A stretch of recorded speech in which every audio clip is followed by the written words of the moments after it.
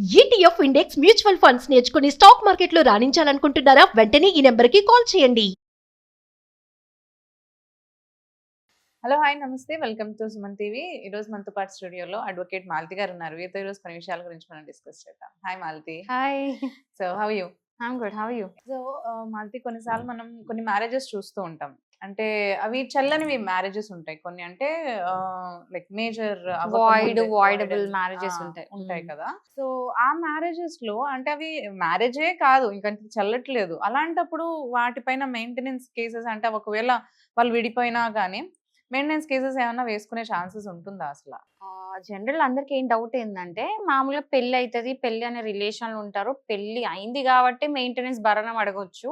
అసలు అక్కడ చెల్లని పెళ్లి, అసలు పెళ్ళే లేదు, అసలు రిలేషన్ లేదు, ఏం లేదు, బట్ స్టిల్ ఎందుకు మెయింటెనెన్స్ ఇవ్వాలని చాలా మంది ఆర్గ్యూ చేస్తారు. సో రీసెంట్ గా ఒక కేసు కూడా అట్లా ఫైల్ అయింది సుప్రీం కోర్టులో. ఏంటంటే అక్కడ వాయిడబుల్ మ్యారేజెస్ ఉన్నాయి, బట్ హస్బెండ్ డినై చేసేసిండు. ఎట్లా పెళ్ళే లేదు, నా వైఫే కాదు, వాయిడ్ మ్యారేజ్ అది. వాయిడ్ మ్యారేజ్ అది చెల్లని పెళ్లి ఉన్నప్పుడు ఇంకా నేను ఎందుకు మెయింటెనెన్స్ ఇవ్వాలి? Why was it void marriage? అంటే అండర్ ఏజ్ ఉందా అమ్మాయి? Yeah, under age. There are 2 kinds of marriages. అంటే చెల్లని మ్యారేజెస్ అంటే 2 రకాలు ఉంటాయండి. ఒకటి వాయిడ్, ఒకటి వాయిడబుల్. వాయిడ్ ఏంటంటే బై డిఫాల్ట్, అంటే స్వతహా అది ఇంకా చెల్లదు ఆ పెళ్లి. దానికి కోర్టు కోసం వెళ్ళి కోర్టుకెళ్ళి డిగ్రీ తెచ్చుకోవాల్సిన పని లేదు. ఇవన్నీ కూడా వాయిడ్ మ్యారేజెస్. ఎట్లా అంటే ఇప్పుడు సపోజ్ అండర్ ఏజ్ ఉంది అనుకోండి, అంటే ఆ అమ్మాయి 18 years లోపల ఉంది, అబ్బాయి 25 years లోపల ఉన్నాడు, అంటే వాయిడ్ మ్యారేజ్. ప్రాహిబిటెడ్ లిస్ట్ అని ఒకటి ఉంటుంది. ప్రాహిబిటెడ్ లిస్ట్ ఏంటంటే కొన్ని రిలేషన్స్ ఉంటాయి. ఇప్పుడు ఇదంతా కూడా నేను హిందూ మ్యారేజ్ యాక్ట్ గురించి మాట్లాడుతున్నాను, only Hindu marriage act. So ఈ ఏంటంటే మన దాంట్లో కొన్ని రిలేషన్స్ ఒప్పుకోరు. Brother and sister all this prohibited list ఉంటుంది. రైట్. సో అట్లాంటివి ఆ ప్రాహిబిటెడ్ లిస్ట్ లో వచ్చే పెళ్లిలు కనుక తెలియకుండానో అలా అనుకోకుండా రిలేషన్ లో ఉన్న పెళ్లిలా కనుక అయితే ఆ పెళ్లి వాయిడ్. చల్లదు ఇంకా. అండ్ అన్సౌండ్ మైండ్, అసలు పిచ్చోళ్ళు ఉన్నారు అట్లా. సో ఇవి వాయిడ్. ఇప్పుడు ఏంటంటే మనం చూసుకోవాల్సింది ఏంటంటే వాయిడ్ కు వాయిడబుల్ డిఫరెన్స్ ఏంటంటే, దానంతట అదే బై డిఫాల్ట్ అది ఇంకా కోర్టు కూడా వెళ్ళాల్సిన అవసరం లేదు, ఆ పెళ్లి అసలు చెల్లదు అనేటి అన్ని వాయిడ్ మ్యారేజెస్. అదే వాయిడబుల్ ఏంటంటే ఖచ్చితంగా కోర్టుకి వెళ్ళి అట్లీస్ట్ డిగ్రీ తెచ్చుకోవాలి. ఎగ్జాంపుల్ ఎట్లా అంటే, ఇప్పుడు సపోజ్ ఏదో మోసం చేసి పెళ్లి చేసుకున్నారు, ఫోర్స్ పెళ్లి చేసుకున్నారు, ఇట్లాంటి ప్రూవ్ చేయగలిగితే అవన్నీ వాయిడబుల్ మ్యారేజెస్ కిందకి వస్తాయి. అవి వెళ్ళి ప్రూవ్ చేసుకొని కోర్టులో ఇస్తే కనుక ఇవి కోర్టు ఇచ్చి పంపించేస్తుంది, వాయిడబుల్ మ్యారేజ్ అమ్మా ఇదని చెప్పేసి. సో వాయిడ్ కు వాయిడబుల్ రెండింటికి డిఫరెన్స్ ఏంటంటే, ఇక్కడ కోర్ట్ ఆర్డర్స్ తెచ్చుకోవాలి, ఇక్కడ కోర్ట్ ఆర్డర్స్ తెచ్చుకోవాల్సిన పనిలే, but both are voidable. End of the day ఏంటంటే లాలో ఇవి చెల్లవు పెళ్లి. సో ఈ పెళ్లిళ్ళు చెల్లనప్పుడు ఏమైందంటే, మరి పెళ్ళే లేదు, అసలు రిలేషన్ లేదు అన్నప్పుడు హస్బెండ్ ఎందుకు మెయింటెనెన్స్ ఇవ్వాలి అని హస్బెండ్స్ అంటారు. ఎందుకంటే వైఫే రాలేదు, ఇంకా నేను ఎందుకు కట్టాలి డబ్బులు? తప్పు కాదు కదా. కోర్ట్ ఏం చెప్పిందంటే, లేదు అల్టిమేట్లీ అమ్మాయి పెళ్లి అనేది అయింది, ఆ అమ్మాయి ఒక రకంగా మెంటల్ ట్రామా గో త్రూ అయింది, పెళ్లిలో వచ్చింది, తాళి కట్టించుకుంది, ఇవన్నీ అయినాయి కాబట్టి స్టిల్ పెళ్లి అయింది కాబట్టి మెయింటెనెన్స్ ఇవ్వాల్సిందే అని చెప్పేసి సుప్రీంకోర్టు చెప్పడం జరిగింది అనమాట. వాయిడ్ అయినా వాయిడబుల్ మ్యారేజెస్ అయినా కూడా మెయింటెనెన్స్ కట్టాల్సిందే, తప్పించుకునే అవకాశమే లేదు అని అర్థం. హస్బెండ్స్ కూడా వేయడానికి ఉంటుందా?